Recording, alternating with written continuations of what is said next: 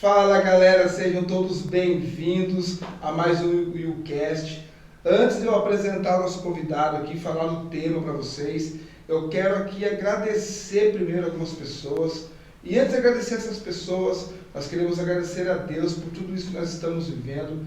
Quero agradecer a você que está aqui nos assistindo e já deixar uma missão para você, para que você possa compartilhar esse vídeo aqui de hoje com seus amigos, que você pode também seguir o nosso canal da YouChurch e que você possa comentar onde você está assistindo, o que você achou desse vídeo de hoje, tá bom? Então, agradeço a vocês, quero agradecer toda a equipe aqui da YouCast que está nos ajudando e principalmente a galera aqui que está nos patrocinando aqui hoje, o Porto Alvorada Supermercados, que está junto com a gente, que acredita em nós. Cazu Pizzaria, muito obrigado por acreditar em nós, estamos juntos nessa missão. E Nerd Load Games, que está junto conosco nesse projeto maravilhoso. E aqui está comigo Lúcio.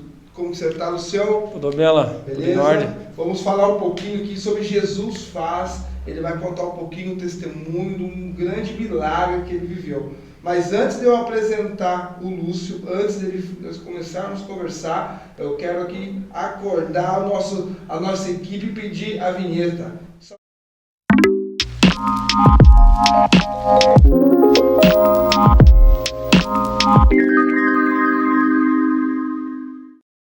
Indo aí ao nosso YouCast, né? Hoje um momento especial, né? Vamos falar um pouquinho sobre a sua história, sobre aquilo que você viveu. Eu conheço um pouco, mas eu creio que hoje você vai revelar mais coisas para nós aqui, né? Seja bem-vindo. Quem é o Lúcio? Se apresenta para a nossa galera aí.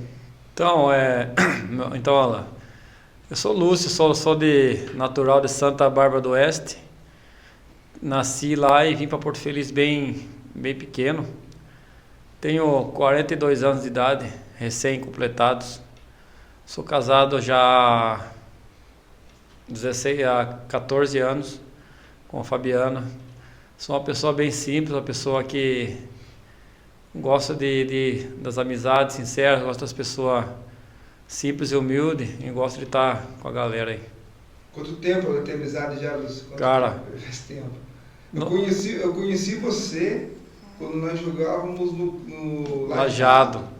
Naquela época do Lajado, foi a época que eu estava fazendo minha primeira teologia. Nossa, faz tempo, hein? Faz tempo, hein? Então eu lembro que eu cheguei no campo lá, e pra você ter noção, Lúcio, eu tinha feito um propósito com Deus naquele período lá. O que aconteceu? Eu era um cara que falava muito palavrão. Bem explosivo, né? Pensa num cara que no campo de futebol, qualquer coisa que acontecia era 10 palavrões e uma palavra que não seria um xingamento, né? E eu começando no cristianismo, fazendo teologia, aí eu falei com Deus, olha Deus, eu vou jogar bola lá nesse time, né? Mas se eu começar a falar palavrão, se eu começar a falar coisa que vai envergonhar o Senhor, o que eu vou fazer? Eu vou largar o futebol. Aí eu fui jogar bola. Eu lembro, rapaz, que nós jogávamos.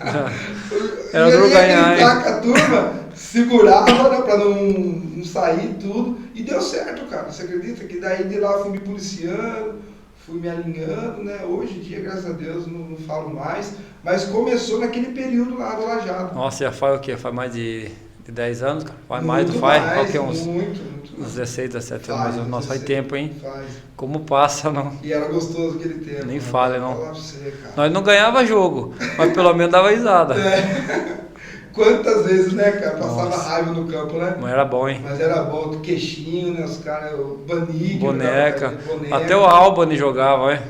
Lúcio, como que você conheceu Jesus? Como que foi a sua primeira ida à igreja? Como que funcionou todo esse processo seu para estar aqui hoje? Como que você encontrou Jesus e como Jesus te encontrou? Como que foi? Olha lá, na verdade, desde que eu me recordo por gente, minha mãe sempre esteve me levando com ela na igreja, né? Então, desde pequeno, eu sempre estive acompanhando ela, em todos os períodos dela na igreja. Minha mãe foi uma pessoa que sempre se doou muito pela obra, trabalhou em várias áreas da igreja, sempre foi muito prestativa para as coisas de Deus, né?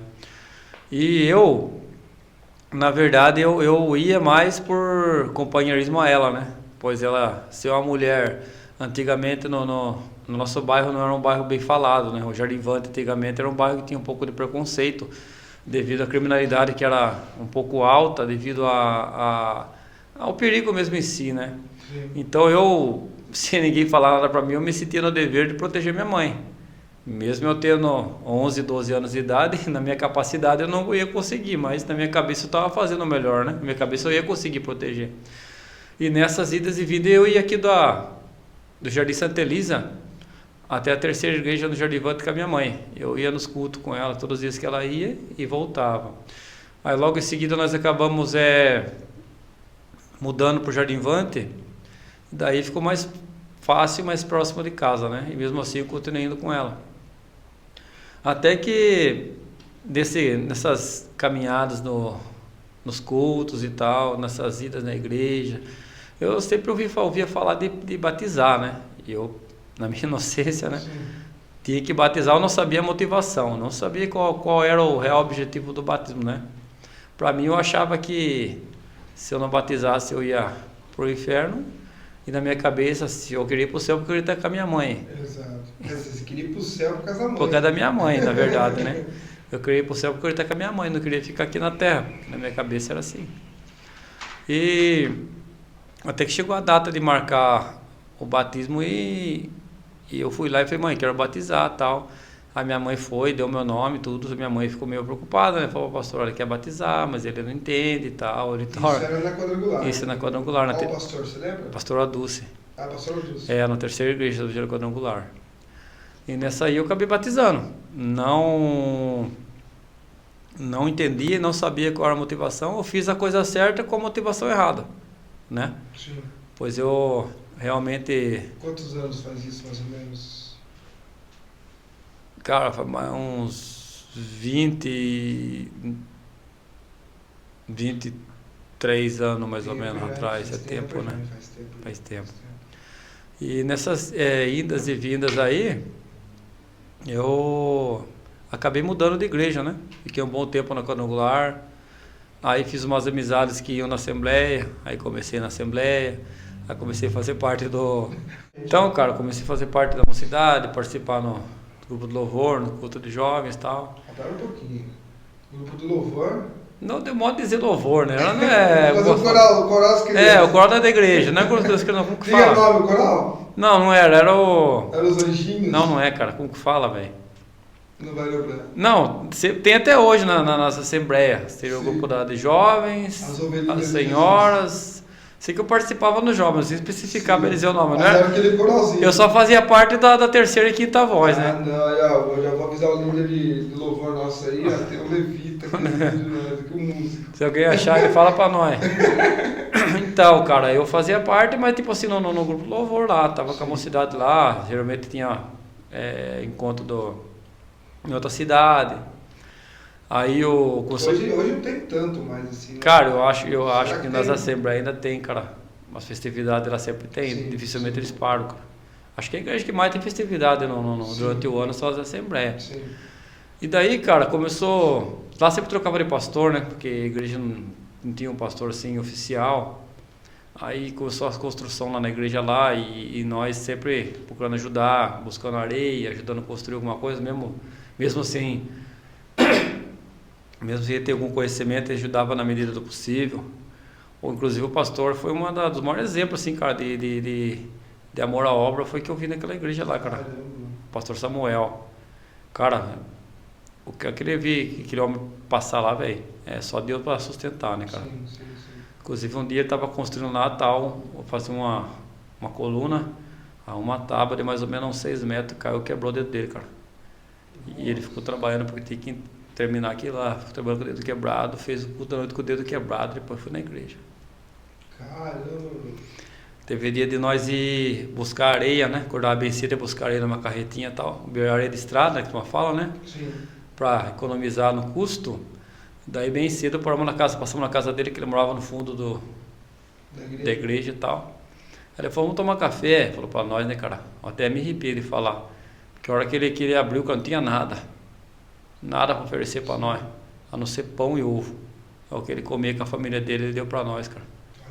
Isso aí, ai, cara, chega até a emocionar, cara. Sim, mexe com a gente, né? Nossa. Tu não vê a realidade. Não, não né? vê, né? Porque é fácil ver o cara só do púlpito, né? E como tem muitos também que muitas vezes fazem mais como posso falar, para se engrandecer do que prometer para a obra, né? Esse que faz pela obra é muito bonito você ver, cara, a pessoa sofrer na pele e continuar fazendo, né, cara? Sim. Então você batizou, você tinha que uns 14 anos? Faixa de 14 anos. 14 anos. Você começou a participar das atividades das igrejas, tudo, e ali você foi conhecendo mais Jesus. Sim. Ali você foi se aprofundando, tudo. Qual foi o ponto-chave ali que fez uma mudança sua de pensamento? Com quantos anos mais ou menos? E se você lembra, né? Qual período que foi e como foi?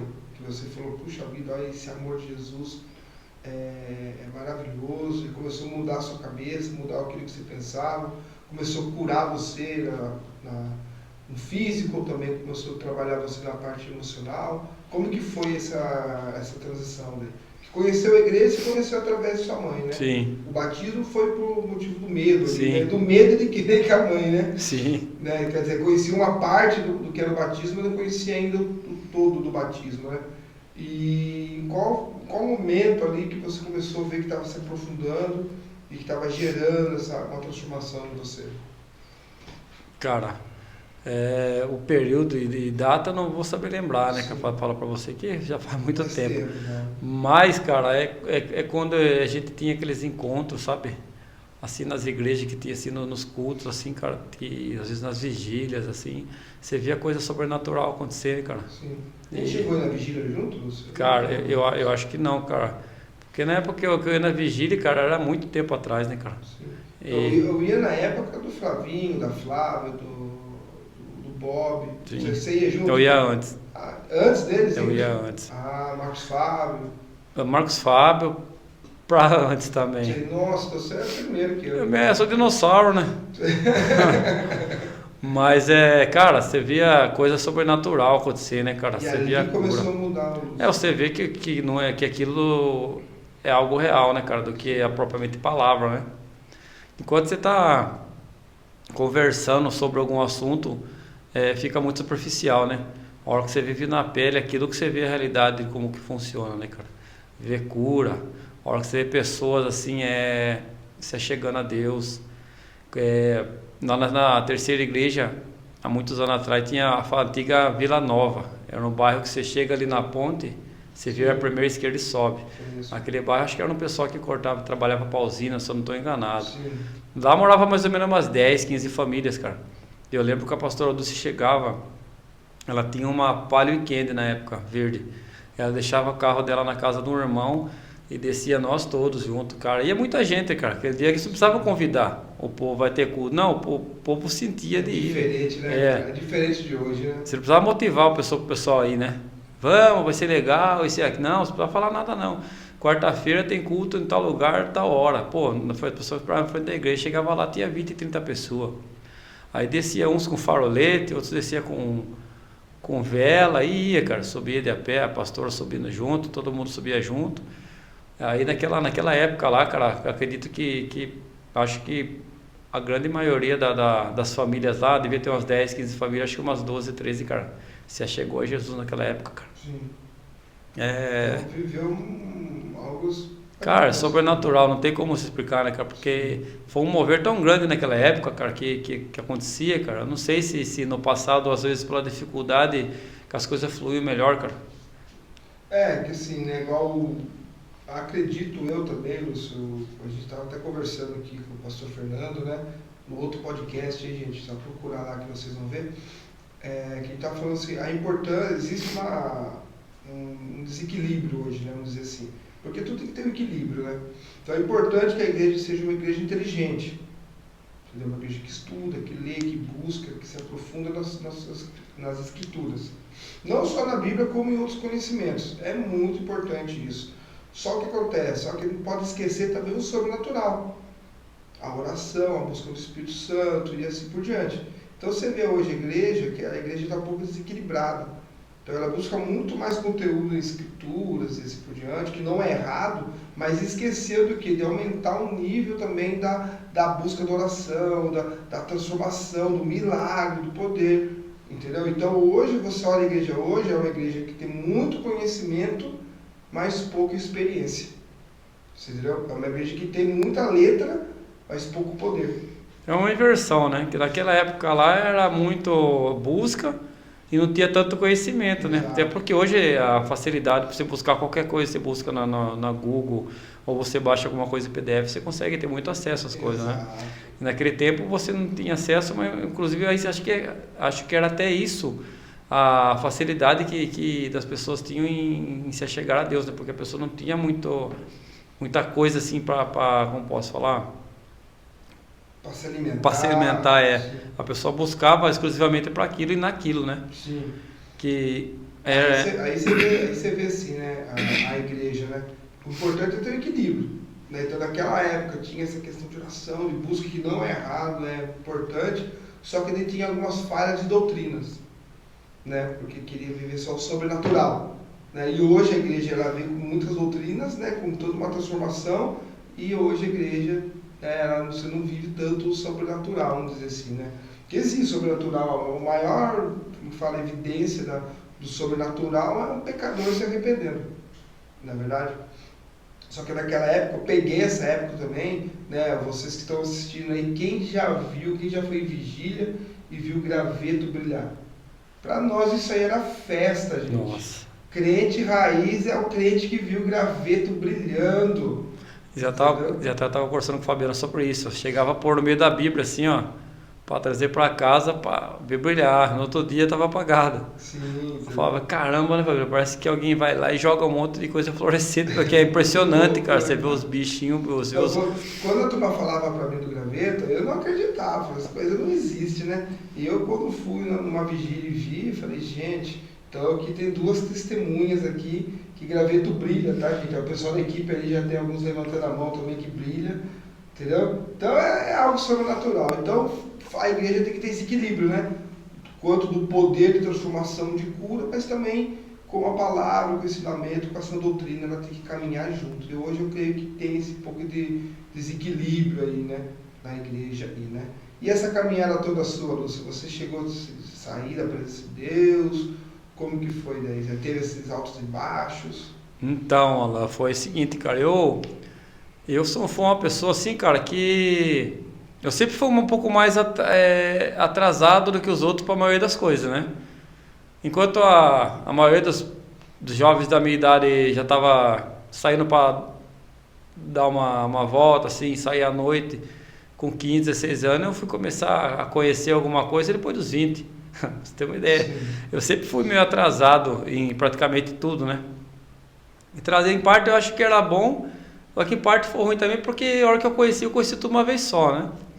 Então, como eu já estava um certo tempo na igreja, cara, e tinha amizade na igreja, tinha amizade fora, tinha amizade na igreja, tinha amizade fora, então você ficava meio naquele meio termo, você não estava nem dentro da igreja e nem fora.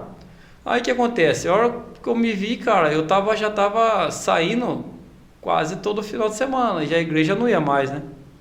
Para mim, a minha alegria que era estar na igreja 3 vezes por semana, que eu sempre estava, já comecei a ficar 2, comecei a ficar 1, chegou um momento que eu não ficava mais.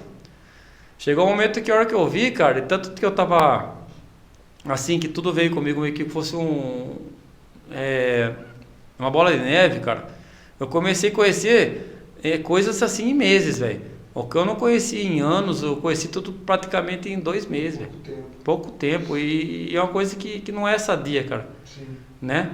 Porque eu não tive como pode dizer assim, a base, assim, dentro da minha casa, para me orientar e falar para mim, me conversar comigo, ter um tempo legal comigo, para mim me ensinar, para falar para mim o que é bom, o que não é bom.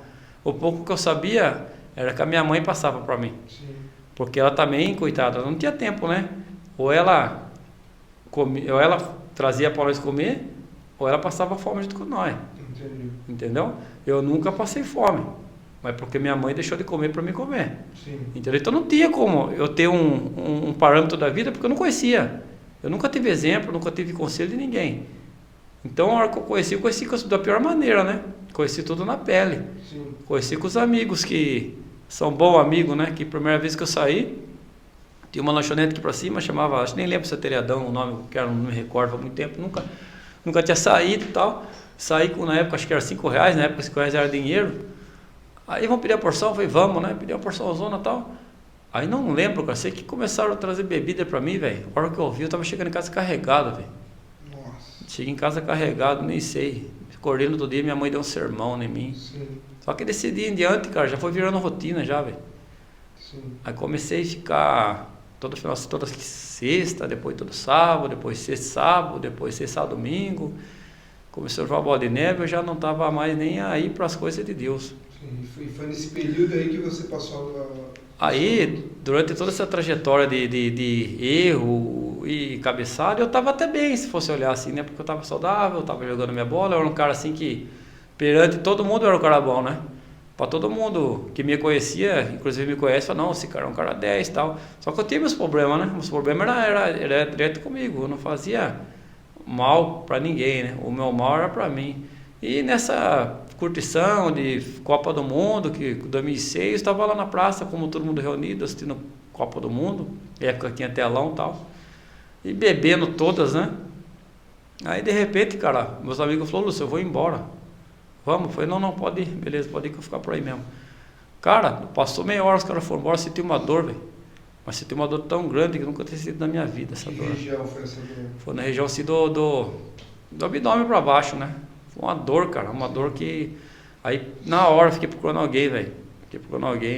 Aí pegaram, como eu conheço bastante gente, me trouxeram em casa. Depois daquele dia, velho, foi dor atrás de dor, velho.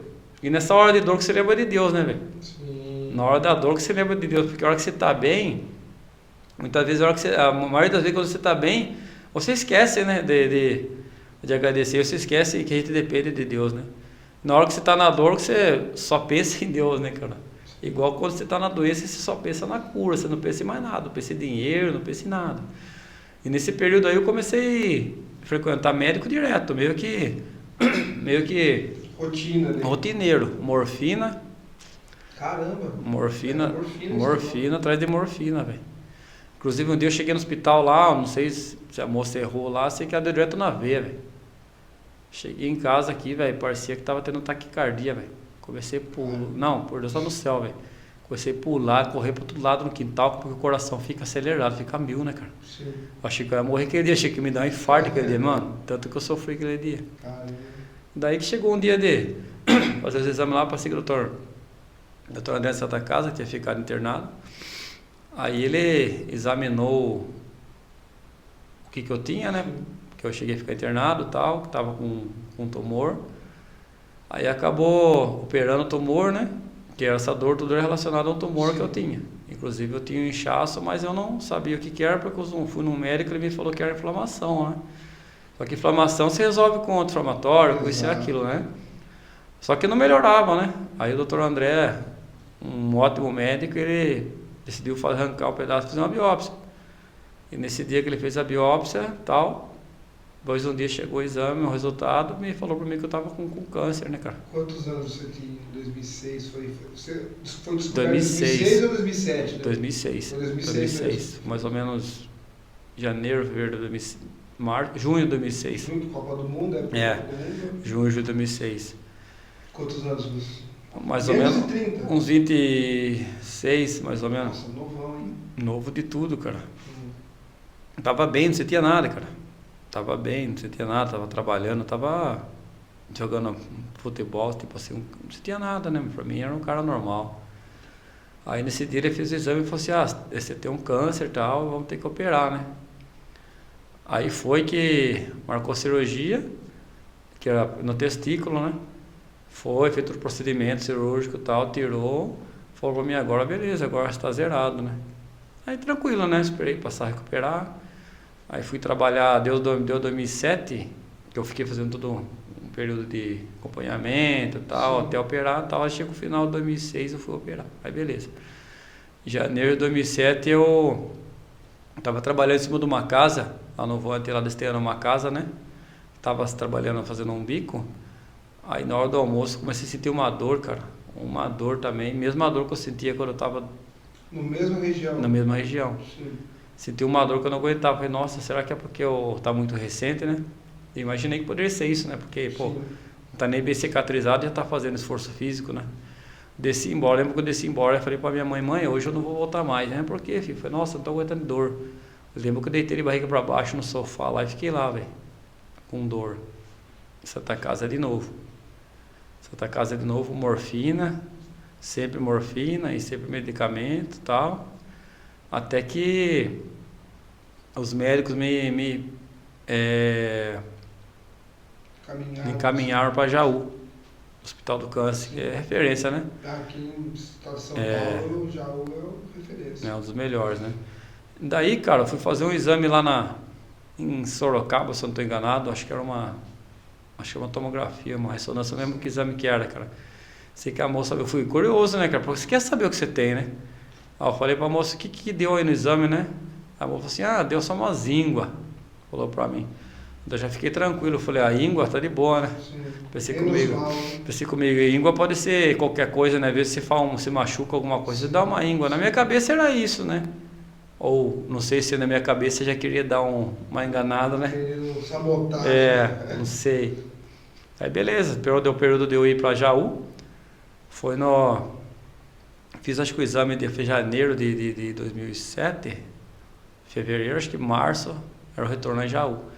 Cheguei lá, tal, levei o exame pro médico lá, o médico cearense, né, Dr. Carlos Hermann, o nome dele. O médico é alemãozão, meio geladão dele, né? Olha pra você meio aquela cara fechada.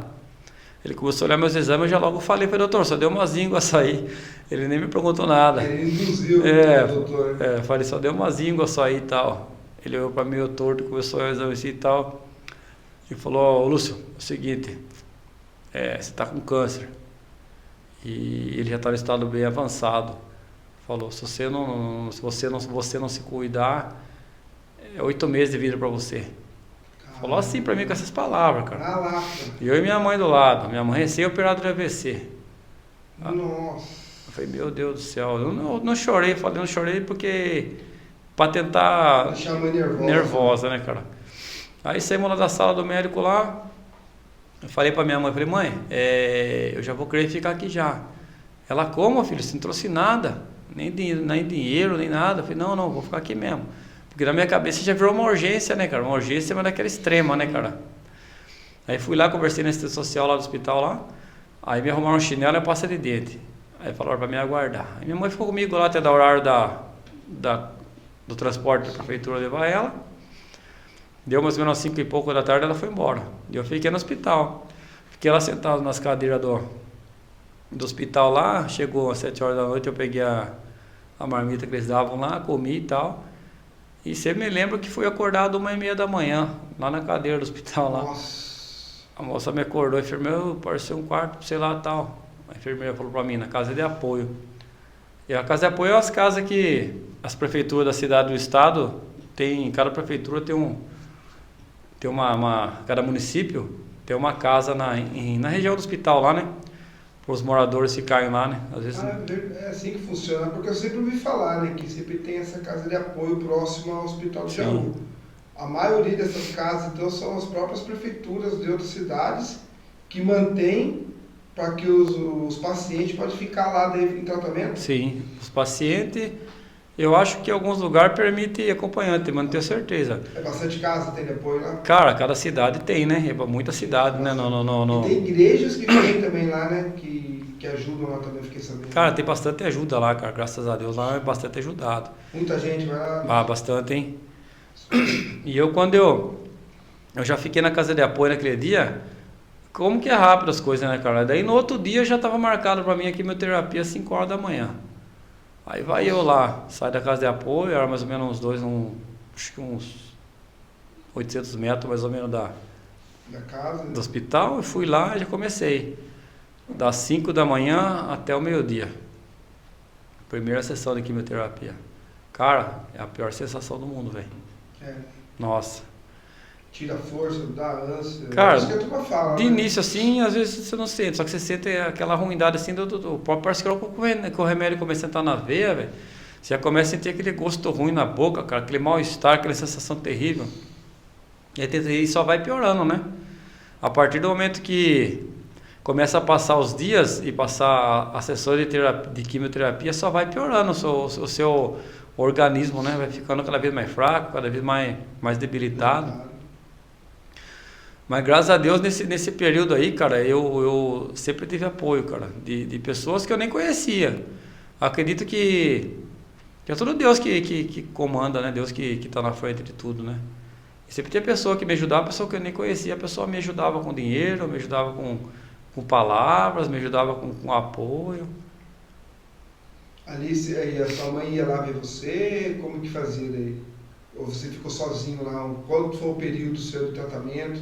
Quantas quimioterapias você fez? Sua mãe ia lá com você de vez em quando ou você ficou ali na raça? Então, cara, eu na verdade, o período foi mais ou menos uns 4 a 5 meses, assim, não direto, né? Sim. Intercalando, mas eu ficava 10, 15 dias sempre sozinho. Sim. Sempre sozinho, sem ninguém, porque é muito longe, né, pra minha mãe ficar indo. Sim, o gasto e a distância, cansa, porque você vai com o transporte da prefeitura, né? Você vai de manhã, fica o dia não tem hora pra voltar. Né? Lá, tem hora que volta de noite e é longe, né?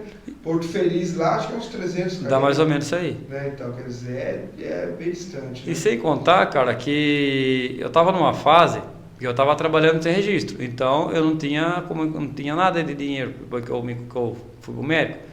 Minha mãe tinha cortado o benefício dela. Nossa. Você imagina só que situação. Minha mãe sem o benefício, eu sem dinheiro, meu pai também não tinha recurso. Sim. Então pegou numa época que nós tava todo mundo sem dinheiro. Então não tinha como minha mãe ficar indo lá porque não tinha como chegar lá e ficar tipo se mantendo as coisas com ela lá e tal, né? Então eu ficava tudo sozinho lá. E toda vez que eu voltava para cá, eu sempre voltava, cada vez eu voltava pior. Então eu ia mais ou menos, voltava pior. Cada vez que eu voltava pior. Emagreceu bastante? Nossa, emagreceu uns 20 quilos. Nossa. Só que cara, o que é surpreendente, cara, o que é sobrenatural na história é que é o seguinte, cara, toda vez que eu chegava em casa, não tinha nada. Só que de repente encostava um carro, no portão, dava outra buzinadinha. A pessoa via com alguma coisa. Aí chegava outra pessoa com a família, com o liquidificador. Aí chegava outra pessoa com fruta. Essa história do liquidificador, eu precisava do liquidificador para fazer bater as coisas para mim, eu não tinha. Sim. Aí a mãe do amigo do boneca, amigo meu, Sim. trouxe para mim, sem eu pedir. Olha aí, cara. Deus estava já... Não, ele soprou, cara, o tempo inteiro ele soprou tudo, cara. Viveu muito isso nesse período? Cara, de verdade, cara, todo dia. Eu tava em casa no sol, sentado lá, cara, de repente encostou chuteira, na época que o pai dele tinha o negócio de fruta lá. Sim. Encostou ele, prende o boneco e a irmã dele. Foram descarregando fruta, Danone, um monte de coisa, cara, nunca faltou nada. E teve alguma experiência dessa lá em Jaú, desses 15 dias que você ficava para fazer tratamento? Aconteceu alguma provisão de Deus lá com você também? Acontecer, cara, nossa, Deus é muito bom comigo, né, cara?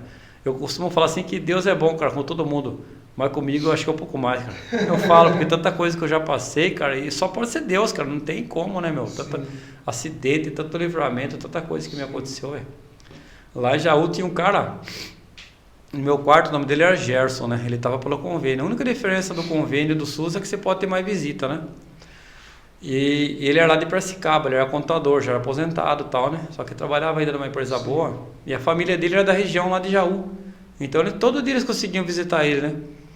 Aí a família dele chegava a filha, as duas filhas, a esposa e a irmã, sempre visitando ele lá.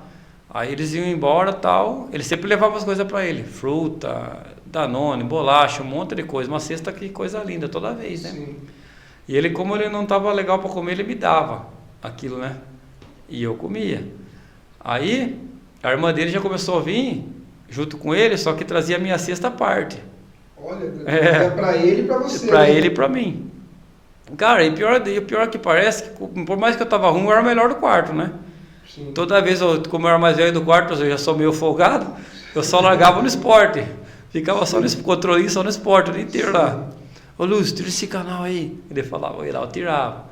Ô Lúcio, chama o teu combinar. Eu ia lá, chamava. Então eu era meio que fazia intermediário da turma lá. Sim. Então eu me chamava, eu ia lá, chamava a turma pra alguém, eu ia lá, fazia tal coisa pra alguém. Sim. Daí, pô, a turma foi gostando de mim naquele lugar lá, né, cara? Sim. Graças a Deus. Os enfermeiros me tratavam bem pra caramba. Sim. E quantos quilos você fez? Você lembra quantas sessões? Cara, era todo dia uma de 6 horas. Uma não, era várias, cara. Dava um total de 6 horas por dia. Nossa. Era mais ou menos umas 5 por semana. Era umas 20 por mês. Sim.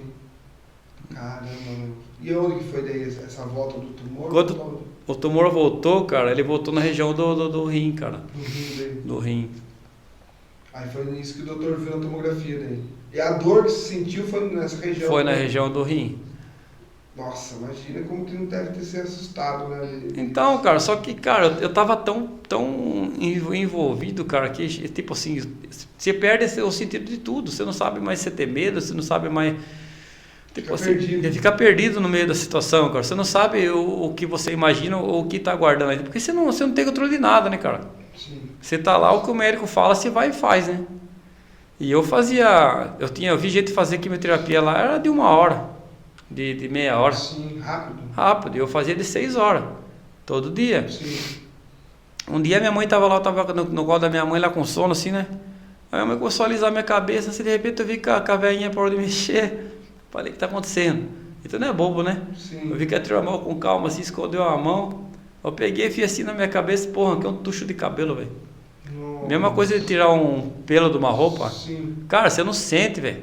Caramba, e você perdeu todo o cabelo? Tudo o cabelo, perdi todo o cabelo. O cabelo foi embora também? Tudo. Caramba, meu. E aí, Lúcio, assim, ó, então você fez esse período de tratamento, de quimioterapia, passou esses quase 6 meses lá em Jaú, né, intercalando, ficava um pouco aqui na cidade, depois voltava, né? E como que daí que foi assim, quando você chegou pro médico, depois do tratamento, que ele viu seus exames, como que foi daí? No processo, primeiro vamos lá, no processo, como que estava a sua cabeça e a sua fé? Como que estava assim, nesse processo de quimioterapia, né? Provavelmente tinha uma data, né, depois para ele fazer os exames, para ver qual que era o resultado. Então, nesse processo de tratamento, como que estava a sua parte emocional, sua parte espiritual, como que estava lidando nesse meio, nesse processo? No começo, cara, a gente tem muita fé, né? Que a gente vai ser curado. E ao mesmo tempo a gente tem fé, ao mesmo tempo a gente tem fé meio que desconfiando, né? Sim. Que eu falei pra minha mãe, mãe, por que eu tô passando isso aí pra minha mãe? Falei, eu não faço mal pra ninguém. Falei, tem meus defeitos, como todo mundo tem, mas eu não sou um cara que trata ninguém mal, não prejudico ninguém. Falei, tem tanta pessoa pior do que eu aí que tá bem. Minha mãe falou assim, não fale, você não sabe. Minha mãe sempre colocando Deus, sabe, na minha cabeça e tal. E eu fui que chegou a um certo ponto que eu tava achando já que eu ia morrer, cara. Por quê? Pessoas iam me visitar em casa, de repente a pessoa falou assim, vou ali tomar uma água. Eu deitado na cama, né? Porque eu tava sendo carregado por cadeira de roda. Não estava aguentando caminhar? Não, chegou um período que eu tava andando de cadeira de roda, tomando banho de cadeira de banho. Sim. Eu tava vendo que eu não tava melhorando. Eu tava, por mais que eu não soubesse, porque o médico não passava as coisas para mim.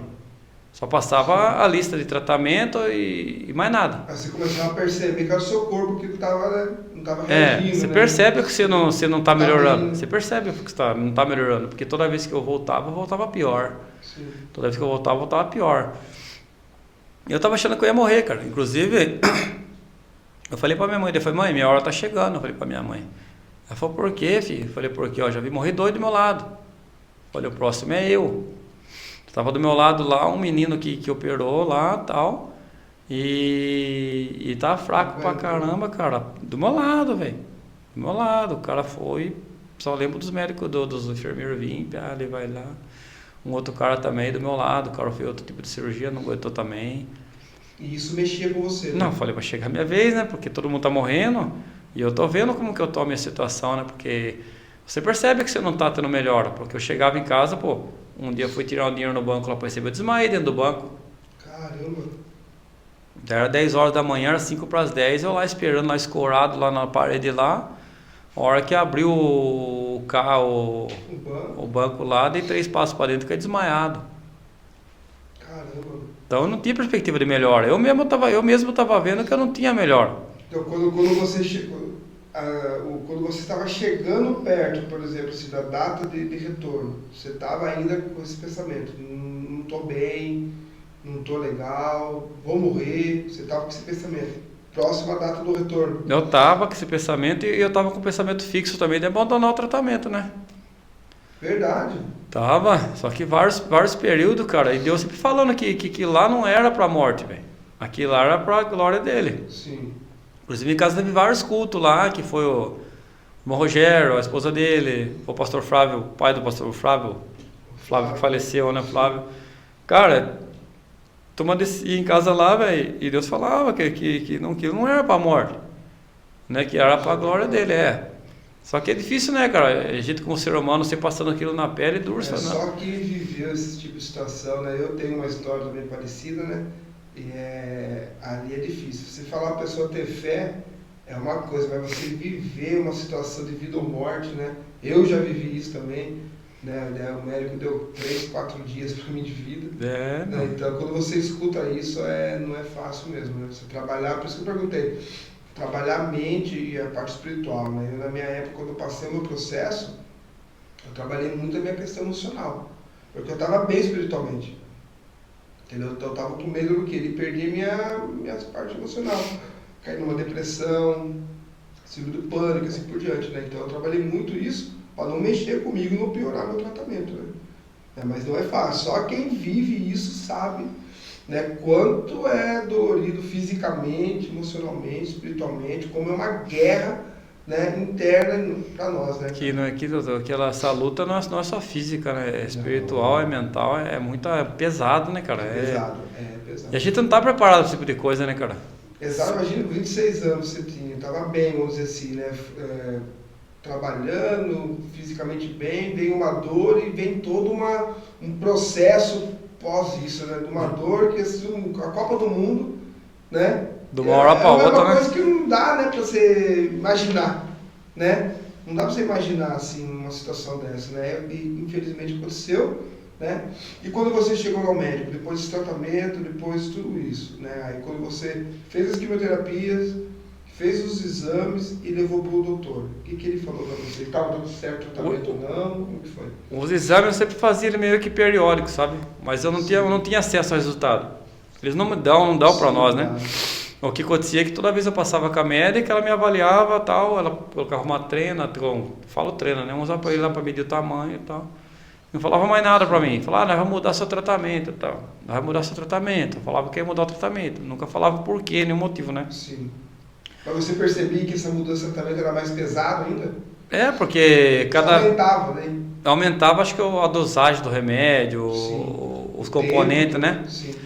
E uma vez, cara, uma coisa que me marcou bastante foi quando eu vim embora numa sexta-feira, arrebentado, cara. Eu acho que eu tinha mudado o tratamento, estava um tratamento mais agressivo ainda, né, cara? Vim embora arrebentado, cara. Cheguei em casa, cara, totalmente debilitado, tanto fisicamente quanto emocionalmente, não estava aguentando, velho. Cheguei em casa, foi numa quinta-feira, eu acho, uma quinta ou uma sexta-feira cedo, velho. Aí, mais ou menos umas 2 horas da tarde, cara, toca o telefone pra ir voltar lá, velho. Nossa, cara, pra mim acabou o mundo, velho. Aí voltar lá, não sei se não lembro se era na segunda, porque eu ia ficar mais ou menos 10 dias em casa. Sim. Pro meu corpo recuperar, né? Sim. Aí me falou pra ir voltar, acho que na segunda-feira, cara. Eu comecei a chorar, cara. Chorar como nunca chorei na minha vida. E chorar, porque eu não tava aguentando mais, cara. Sabe quando você não tá aguentando mais aquele... Por isso que queria parar, né? Que eu não tava mais aguentando. E chorava uma coisa que meu pai nunca fez, cara. A primeira vez que ele fez na vida foi segurar minha mão e dar força pra mim, velho. Rapaz, tanto que eu chorei aquele dia, tanto que eu tava, sabe, na minha cabeça eu ia começar o tratamento de novo, falar pra minha mãe, não vou aguentar mais, então, sabe, toda aquela situação passando. Dolorido, né? Aí chegou a segunda-feira, fui lá. Segunda-feira que era pra medir as minhas plaquetas, né, meu? E não era nem pra fazer. Sim, não era tratamento. Não era pra mim fazer nada assim específico com a doença, né? Sim. A não ser um exame, nada com tratamento. Sim. Só que a cabeça tá como, né? Só pensa coisa ruim. Só pensa coisa ruim. Só pensa o pior, né? Aquele dia foi um dos mais tristes pra mim lá, velho. Sim. Aí quando você chegou, tudo, e como que foi a continuação do tratamento? Acabou a quimioterapia. Lúcio, depois da quimioterapia, qual o tratamento você fez? O que foi feito quando terminou a quimioterapia? Na verdade, eu fiz a quimioterapia até praticamente nas vésperas de uma cirurgia, né? Inclusive até o último dia que fiz a quimioterapia, a última semana, eu tinha um retorno na outra semana com a médica, né? Aí nessa semana foi que eu falei pra minha mãe já. Falei, mãe, eu não vou mais fazer tratamento nenhum. Falei pra minha mãe já entrou em desespero, né? Mas como não vai? Tem que fazer, não sei o que. Eu falei, não vou fazer mais não. Mas por quê? Foi porque eu não tô aguentando mais o tratamento. Falei pra minha mãe, o tratamento já tá... Eu sei que eu não vou melhorar. Falei, não tô aguentando. Vou fazer o seguinte, se for pra mim melhorar, deixa a mão de Deus. Se for melhorar, tá bom. Se não for, que leve eu logo. Eu falei, porque eu não tô aguentando viver mais essa vida. Tô aguentando mais sofrer. Tô aguentando passar por todo esse processo. Está sendo muito dolorido, devastador. Tudo que se imaginar de ruim está sendo. Aí, cara, esse dia nós vindo embora de Jaú. Antes de eu ir pra lá, eu falei pra minha mãe sair e tal. Aí nós fomos lá, fazemos o exame e voltamos de novo pra casa, né?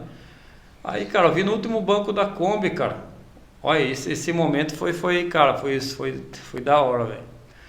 Vindo embora no outro banco da Kombi, minha mãe no penúltimo, só tava nós e tal. Eu deitei lá cansado assim, cara. E começamos a louvar um louvorzinho baixinho, cara. Cara, comecei a falar língua estranha dentro da perua lá, velho.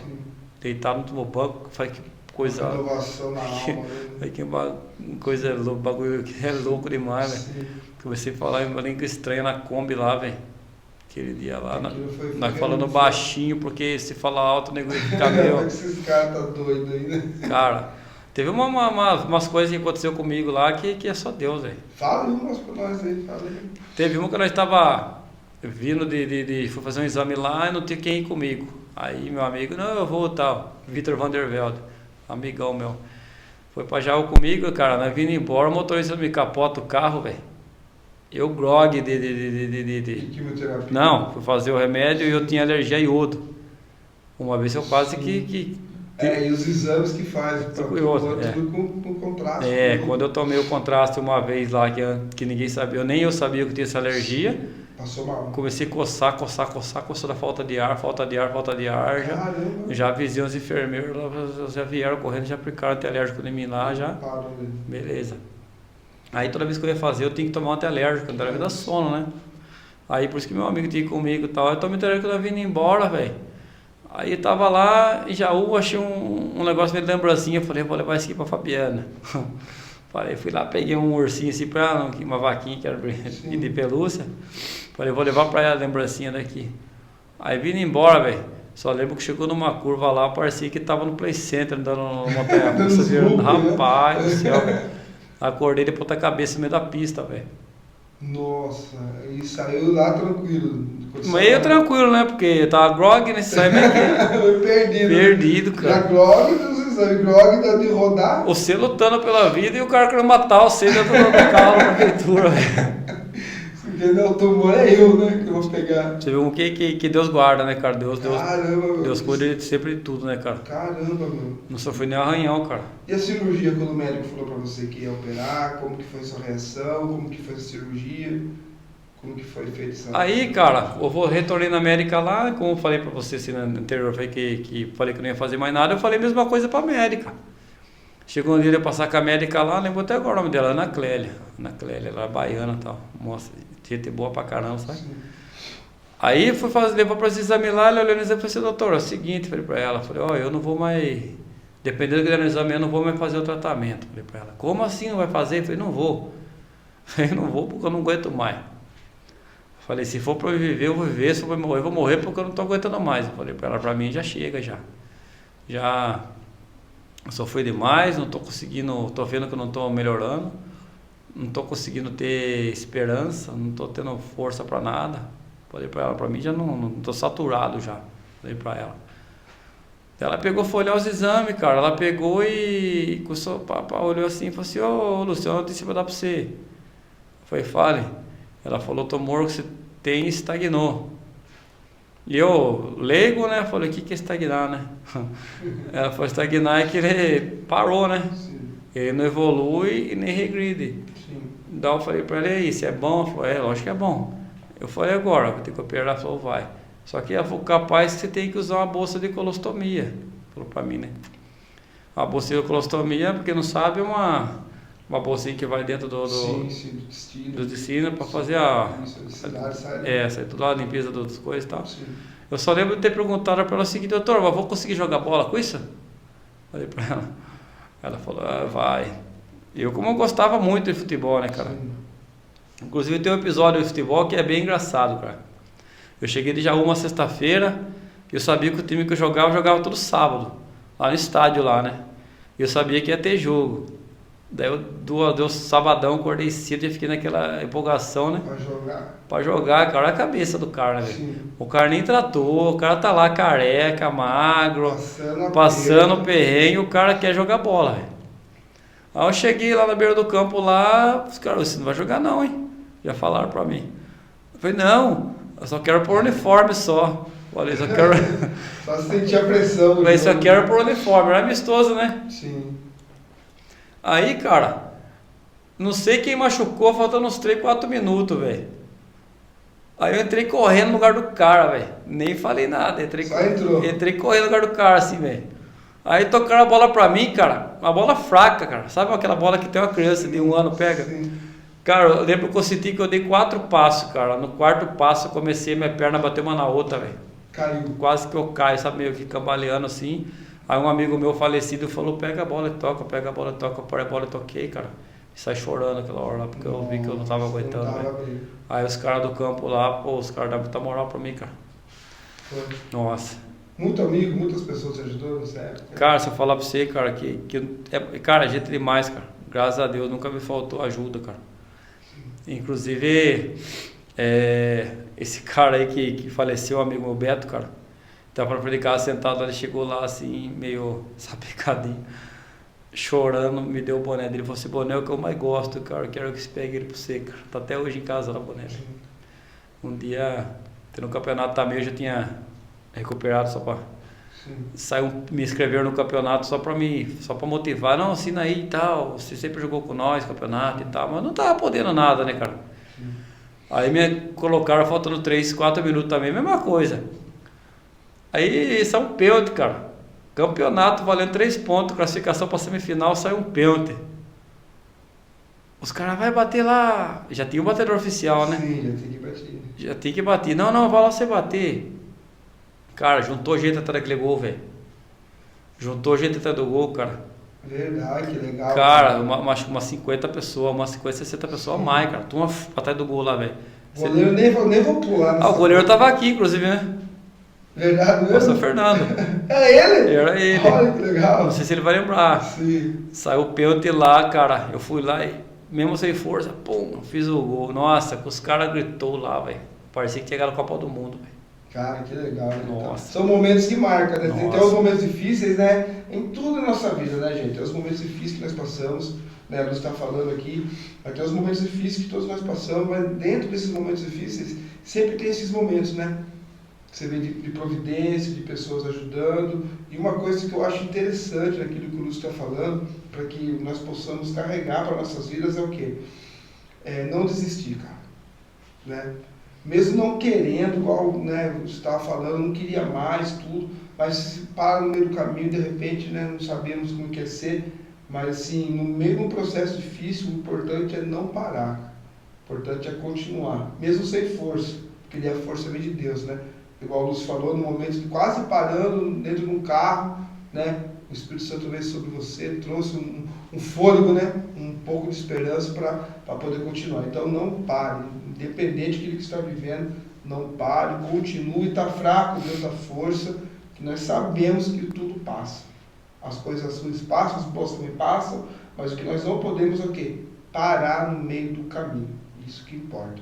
Lúcio, chegou na cirurgia. Um dia antes, como que foi tudo isso daí? Na semana da cirurgia, até vou contar um relato que o colega meu disse, o Fábio, desse Nerdlands aí, ele acabou compartilhando essa semana no stories dele, quase que eu quase choro, né, cara? Que é um negócio bem interessante, cara.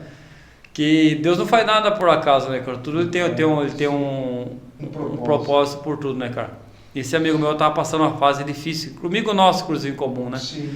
Tava passando um período, cara, difícil, de uma depressão, cara, que profunda, ele tava mal, cara, ele tava. E eu naquela semana de cirurgia, cara, eu não lembro de ter nem conversado com ele. Sei que as irmãzinhas da igreja lá, levam uns papel lá, pra ele ter que fazer algum pedido e tal. E naquela semana, cara, daqui eu não sei, cara, porque com certeza foi Deus que impulsionou, né, cara? Sim. Escrevi uma carta lá, mesmo com dificuldade de escrever. Escrevi, daí pedi pra Deus que eu queria ser curado, mas que o Senhor também desse uma atenção pra ele, né? Pra todos meus amigos, mas em especial pra ele. Porque era um cara que tava passando uma fase difícil, um momento difícil, cara. E graças a Deus, Deus alcançou. E naquela semana que antecedeu a cirurgia, eu tava lá, preparado lá em Jaú, lá, né? Preparado, só esperando, ansioso pra operar e tal. Até que chegou o dia, aí eu já tava na mesa de cirurgia lá, pronto para ser operado. Fizeram em mim a anestesia geral. Eu acordei, depois de umas 3 horas, eu acho, eu olhei em mim, eu tava normal. Eu falei, caramba, não me operaram, meu. Eu falei, o que aconteceu? Que não me operou, né? Sim. Aí, sempre passava os médicos no quarto, com os horários para saber como que tá de manhã, à tarde, para pegar os plantões, né? E ver como que tá, né? Plantão. Aí, cara, eu falei, o que aconteceu quando me operou? Ele falou, então, ô Lúcio, teve uma alteraçãozinha no seu DNA. Eu falei, mas como isso? Ela falou, eu não sei também. Ela falou, mas deu alteração devido à quimioterapia. Ela falou, não sei, até hoje eu não entendi o que aconteceu. Ela falou, mas já foi feito um pedido, né? Pro banco de sangue se eu não estou enganado, de Botucatu. Sim, perto. Para fazer pegar um outro sangue, para esse doador com sangue compatível ao teu. Falei, que caramba, né? Falei, até essa hora não tem sorte, né, cara? Aí passou uma semana, velho. Aí conseguiram tudo, as bolsas de sangue e tal. Aí fui lá, operei. Acordei no outro dia lá, tal, tava com o dreno. Sim. E cheio de ponto e levando o dreno pra lá e pra cá, né? E, cara, acordei na UTI. Antes de ver, eu acordei na UTI, cara. Não tem sensação pior, velho. Não sei se já passou por isso, cara. Não. Cara, não tem sensação pior você acordar entubado, não poder se mexer, aquele frio. Olhei pro meu lado lá, um mocinho, sabe, bem simples, era do sítio, sabe? Coisa do meu lado, eu também estava dormindo ainda ou não. Aí passou esses dias lá, tal, saí da UTI, fui na sala lá, no quarto, tal, daí por receber visita, minha mãe foi lá me ver. A família desse rapazinho tava lá, rapaz. Ele pegou a filha dele no colo assim, tal, ele era trabalhador rural, mexia com bastante coisa assim de agrotóxico, coisa, né? Tava lá caminhando no colo, ele começou a tossir, velho. Começou a tossir, segurou, sabe? Porque não pode, né? Sim. Se a pessoa tiver meio, acho que eu não entendo muito, sabe? Mas se a pessoa tiver tossindo, as coisas, a pessoa não pode dar outra pessoa, né? Não. E ele tava meio que tossindo e ele disfarçava, velho. Não sei se é porque ele queria sair, né? Queria ir embora lá. Aí passou uns dias, eu recebi a notícia que esse cara morreu, velho. Puxa. Nossa. Você tava lá internado ainda? Tava. Nossa, judiação. Tava comigo na UTI, né, cara? Sim. Ô, judiação, cara. Não, é complicado. Cara, é que eu não entendo, né, cara? Como que Deus não dá pra entender os planos de Deus, né, cara? Porque eu comentei hoje com a Fabiana, falei, olha, tem gente que passa, cara, a vida inteira sofrendo, cara, cada problema, tudo e vence, cara. Tem pessoa que uma assim, coisinha que dá, a pessoa já não... É que a gente pensa assim, sabe qual é o problema nosso? Nós pensamos que a morte é derrota. E não é. Entendeu? É que sentimos a dor, tudo isso e tal, mas a morte é um caminho para uma vida eterna. Né? Uma vida que não vai ter dor. Você entendeu? Então nós temos esse pensamento assim de, pô, aqui ninguém é eterno. Aqui, na verdade. Na Terra é só uma passada, uma pequena viagem, vamos dizer assim, né? Mas o que acontece mesmo é após a morte. Então o que acontece? Quando morre alguém, a gente fica meio mexido, se é alguém próximo, né? Se é algum jovem, né? A gente fica meio assim, meio triste, tudo, normal, porque o desapego é difícil, né? Mas o que nós temos que entender para nós que somos cristãos, tudo o que acontece? A morte, cara, é um caminho para uma grande vitória. Você entendeu? Porque o que é a vida eterna, e sem dores, sem lágrimas, entendeu? Sem dificuldades.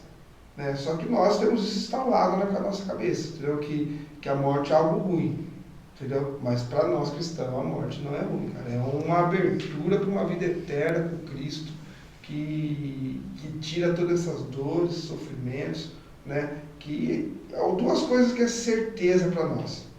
Na verdade, qual que é? A primeira, a volta de Jesus. E se Jesus não voltar até eu e você morrer, é a morte.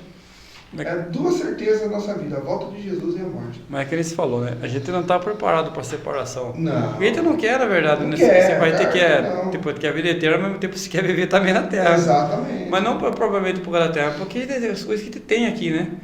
Às vezes a pessoa que a gente gosta, familiar, família, coisa que a gente gosta, né, cara? É difícil você lidar com a situação da perda, né? Sim. E hoje, Lúcio, como que tá, cara?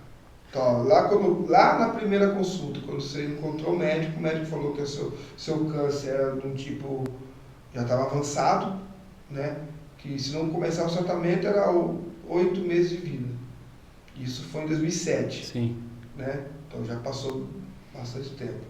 Fez a cirurgia, teve a sua alta, como que foi daí? Como que você está hoje? Como que foi o processo até o Lúcio que está aqui agora? Então, como se fosse o que o médico me falou, né? O câncer que eu tive, se for olhar pela ciência, assim, pela pesquisa, é um câncer relativamente simples, cara, de se curar. Porém, ao mesmo tempo que ele é simples, ele é agressivo. Sim. Ele é um câncer que ele evolui muito rápido e ao mesmo tempo que evolui, ele já vai atingindo outros órgãos, né? Inclusive, quando eu descobri, ele já estava com mais ou menos 300 gramas. É redondo, o tamanho de uma manga, quando foi descoberto. E na segunda vez que ele afetou outros órgãos, ele já tinha chegado na região do tórax, quer dizer que ele já voltou, que já subiu. Caramba! Já estava aqui em cima, na verdade, ele estava chegando já na... Sim, ele estava tomando tudo. Já estava pegando praticamente tudo. Sim. E uma chance, como o médico falou, que a chance era pequena, né? Porque, pô, em 8 meses, né? 8 meses, pô, já estamos acabando o mês 8 já. Exatamente, é muito rápido. Muito rápido, cara. E para você curar algo no início, esse tumor, qualquer coisa que seja assim, você cura com uma facilidade, mais rápido. Fácil. Agora, para você curar algo que já está estabelecido, já está enraizado em você, cara, aí, cara, não é nem a medicina, aí é Deus, cara. Sim. Porque o médico vai fazer até onde o conhecimento dele alcança. Medicamento, remédio, combinação de tudo aquilo, e soro, e aquilo, ele vai fazer tudo aquilo lá que está ao alcance dele. Né? Tudo que está ao alcance dele. Fora aquilo lá, é só Deus, cara. E eu acredito que não tem como, assim, mensurar o tamanho do que Deus fez, porque pessoa por muito menos aí acaba morrendo, né? E nesse período que eu fui operado e tal, aí o médico, vinha anualmente, eu ia para Jaú 2 vezes, eu ia início do ano e final do ano. Eu fui assim 5 anos, porque o câncer, os primeiros 5 anos são os mais críticos, né? Sim. A chance de voltar nos primeiros 5 anos é bem alta. E se não voltou nos primeiros 5 anos, aí aumenta o prazo, mas sempre a chance de voltar. Sim. Tipo assim, eu comecei a fazer ano em ano, 2 vezes. Aí depois de 5 anos, comecei a fazer 1 vez por ano. E foi aí diminuindo cada vez mais. Até que ano passado eu tinha um retorno com o médico lá, daí ele pediu meus exames, levei para ele e tal. Aí ele olhou e me deu alta, né? Depois de 10 anos. 16 anos mais ou menos. Mais ou menos isso. 16 anos, depois de 16 anos mais ou menos, ele me deu a cura. Me deu a cura não, né? Confirmou a cura, né? Sim. E você crê assim, teve todo a parte da medicina. E teve a parte de Deus também, né, cara? A mão de Deus aí usando, porque assim, tem um grande problema também no meio cristão, que é o quê? Que a ciência, a medicina também faz parte de Deus, gente. São anjos que Deus colocou aqui na Terra, né? Para servir o povo, para ajudar, né? Então faz parte também a medicina, a ciência, é de Deus, né? Com certeza. Mas também tem aquilo que é a mão de Deus direta, né, cara? Que é a transformação, a cura. Então, você que estava com 8 meses aí, mais ou menos, de vida, né? Deus fez toda essa restauração, transformou, e hoje o Lúcio está aqui contando para vocês aí aquilo que Deus fez na vida dele. Lúcio, para encerrar, Lúcio, o que você tem para falar para o pessoal que está assistindo aí? Jesus faz milagres, né, meu? Isso aí é algo que não tem como diz, em falar que não. Jesus ainda faz milagres. O que você pode falar para o pessoal aí para a gente encerrar? Cara, eu tenho que confirmar essa palavra que você falou, que Jesus ainda faz milagres, continua fazendo e ainda vai fazer milagres, né? Não desacredite ou desanime quando a situação parecer difícil, parecer impossível, que para Deus nada é impossível. Entrega seus problemas, sua vida nas mãos dele, que ele está no controle de tudo. E para encerrar sobre aquele amigo lá, uma coisa que me veio na cabeça essa semana foi que naquele momento não foi só uma pessoa que veio à vida, foi duas.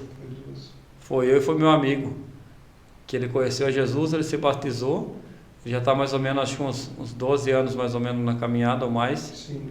O cara hoje é uma referência, cara. O cara é uma bênção. Exatamente. Marcos Fábio, um beijo para você, um abraço, cara, nosso amigão aí. Luciano, muito obrigado pelo seu tempo, por falar um pouquinho sobre aquilo que você viveu, né? Lembrando que Jesus ainda faz, cara. Jesus, ele cura, entregue, como o Lúcio falou, toda a situação da sua vida sobre a mão dele, né? E confia, né? Confia que ele sabe de todas as coisas. Mesmo hoje, você não entendendo aquilo que você está vivendo, como o Lúcio passou por isso, né? Do nada veio uma dificuldade, né? Mas hoje está aqui. Mesmo você hoje está aqui com a gente, está passando por uma situação e não está entendendo tudo o que está acontecendo, confie em Deus. Confie em Deus, entregue na mão dele, que nós sabemos que ele ainda faz e creio que ele fará na vida de vocês. Lúcio, obrigado. Eu que agradeço. Por tudo, Deus abençoe mesmo, estamos juntos nessa caminhada e agradecemos a você que está aí nos assistindo. Comenta aí, manda uma mensagem para o Lúcio e que eu creio que da mesma forma que Deus fez na vida do Lúcio, ele pode fazer na sua vida também. Então, Deus abençoe, até o nosso próximo encontro no YouCast.